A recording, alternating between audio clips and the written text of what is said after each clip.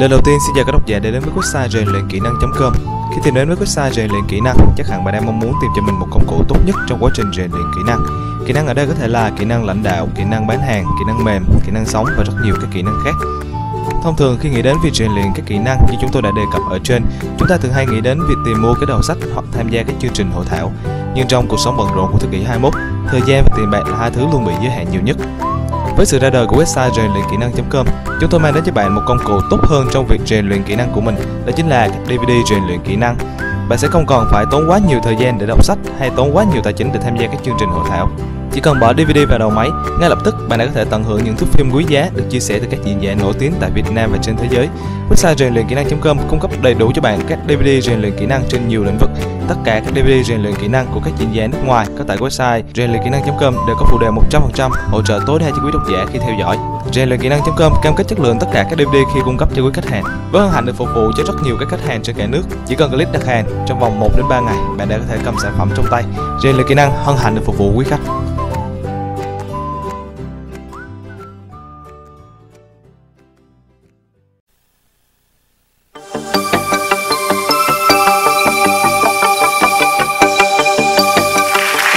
Dr. Joan Borosenko is a respected scientist, licensed clinical psychologist, gifted therapist, and best-selling author.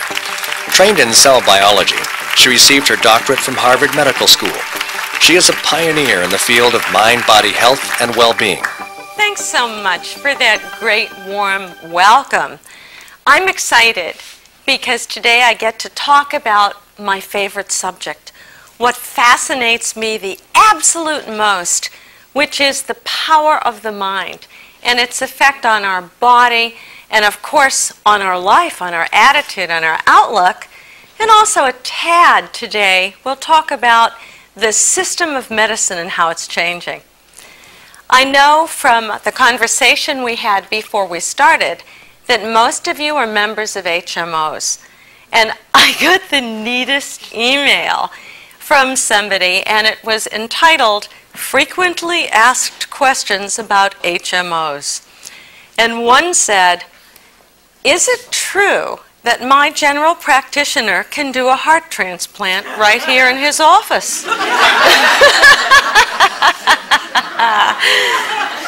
And the answer was, well, what have you got to risk? It's only a $10 copay. But we do live in a time of tremendous medical miracles, fabulous technology.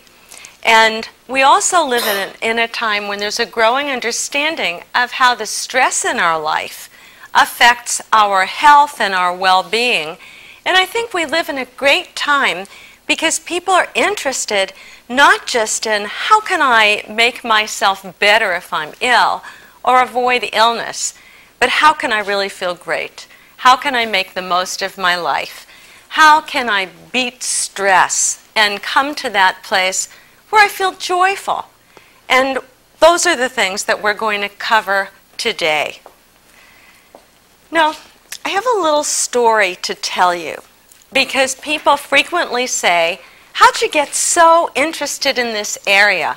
And why are you so passionate about it? And like many people who go into the healing arts, I had a personal story that really led me there. And it started when I was 10 years old. And 10 years old, 5th grade, you know how little girls are? They're all excited at that point. The world is their oyster.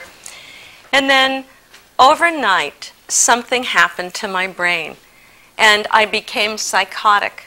I could not tell night dreams from daily reality. And then on top of that, I developed an illness called obsessive compulsive disorder, or OCD. Maybe some of you read the book called The Boy Who Couldn't Stop Washing. And OCD is a set of rituals that people can't stop themselves from doing. They're compulsive. It was tough. Can you imagine being the parents of a little girl who suddenly has this kind of terrible illness? And at that time, there really wasn't much help in psychiatry. We hadn't developed some of the wonderful drugs that would help. There wasn't much in the way of behavior therapy. And after a couple of months in what I would consider a state of hell, one day I sat down and I prayed. And I'm wondering, I'm looking around and I'm seeing some of you have that look on your face. You know what it is like to pray when you're really at the bottom. When every fiber of your being says, I surrender. I need help from some higher source. And during that prayer, I had really an amazing experience. I felt almost like my boundaries had melted away, and I was part of something much larger than myself. And that something was absolute love and absolute wisdom. And I felt safe for the first time in many months, almost like I was truly being held in the palm of a larger hand.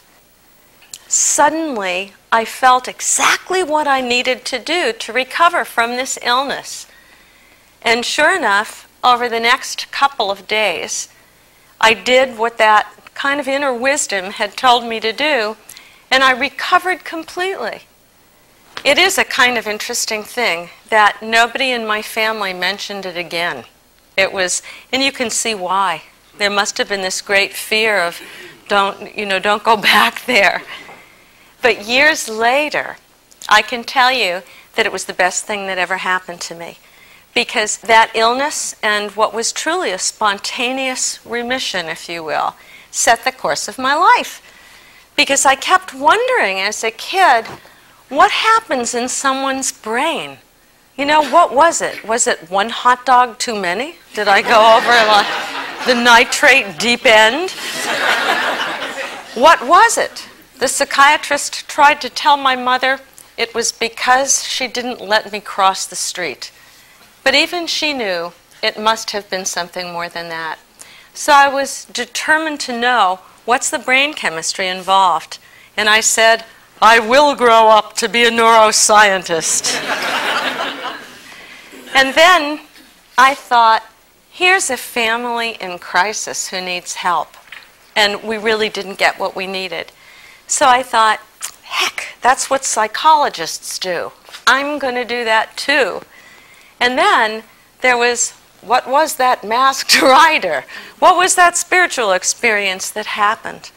Because certainly in all my religious background, I was unprepared for that sense of unity with all being. So I ended up wanting to study the spiritual traditions from around the world, which I've done.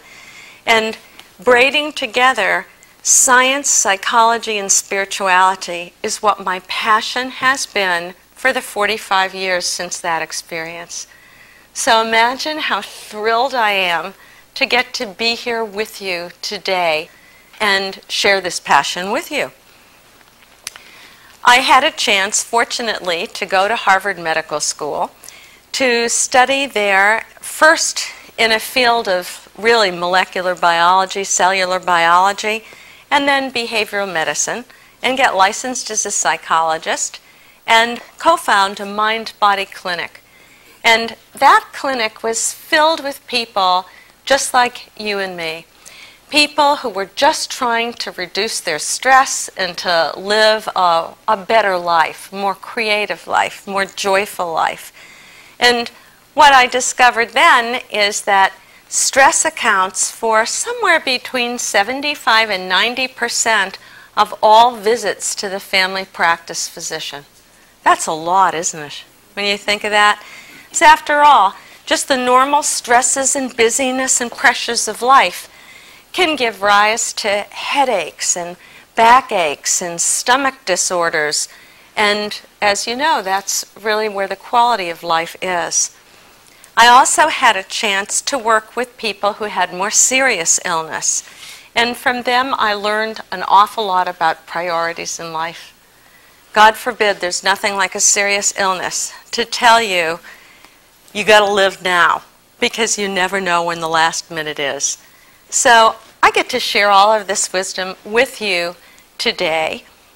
What I hope that I will be for you is a voice of reason, that I like to balance certainly the spiritual and psychological, But to me, you got to show me the data and the studies. I love the studies, and we're going to share some of them together now. One of the most interesting things about mind-body medicine is that we've all known that the mind affects the body simply by being human, but it seems we need studies to convince us. So, for example, how many of you blush easily? Anybody blush? I know I blush easily. And there's the mind-body connection. You have a thought, and right away it changes the vasodilation of your blood vessels, and you blush. Or maybe you've gone to the dentist with a terrible toothache, and the minute you get into the waiting room, it goes away. All kinds of mind-body examples. When I was little, I saw a fabulous example of this. My kids are in the audience. Do you guys remember Uncle Duck? Sure. Yes, they remember. Uncle Duck was actually Uncle Dick. And my Uncle Dick was famous in our family because he hated cheese. Once he'd eaten it and it had made him sick. And you know how that is. Something